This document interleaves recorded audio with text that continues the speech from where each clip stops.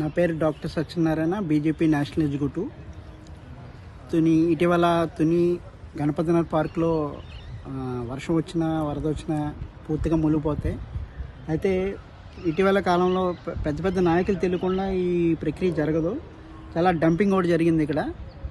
ఇది క్యూబిక్ మీటర్కి పోలవరం ప్రాజెక్టుకి some amount ఇచ్చి ఇక్కడ తీసుకొస్తున్నారు. అది కూడా నేను పోలవరం ప్రాజెక్ట్ డిఈ గారిని మాట్లాడాను. ఏం మాట్లాడారంటే, మీరు మట్టి ఏ పర్పస్ మీద ఇస్తున్నారంటే ఓన్లీ ఫర్ ఒక భూమిని కప్పుపుచ్చుకోవడానికి పుల్లింగ్ చేయడానికి తీసుకొస్తున్నారని చెప్పారు. కావున ఇప్పుడు మున్సిపాలిటీ ఆల్రెడీ పాత లేఅవుట్ ఇది.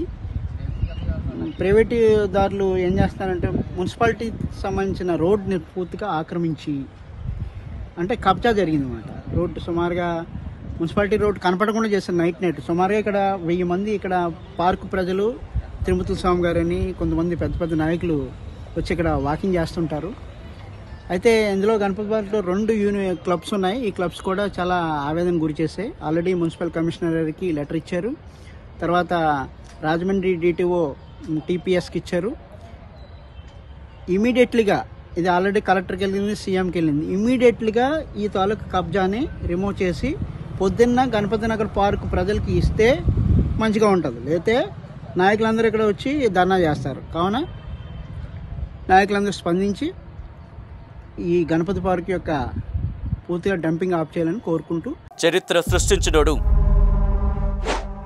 ఇప్పుడు ఆ చరిత్రని తిరగరాయబోతున్నాడు. అబద్ధాల గోడల్ని బద్దల కొట్టి నిజాలను రాగా మీ ముందుంచబోతున్నాడు. నిజమైన వార్తల కోసం వెంటనే డౌన్లోడ్ చేసుకోండి రా యాప్ని.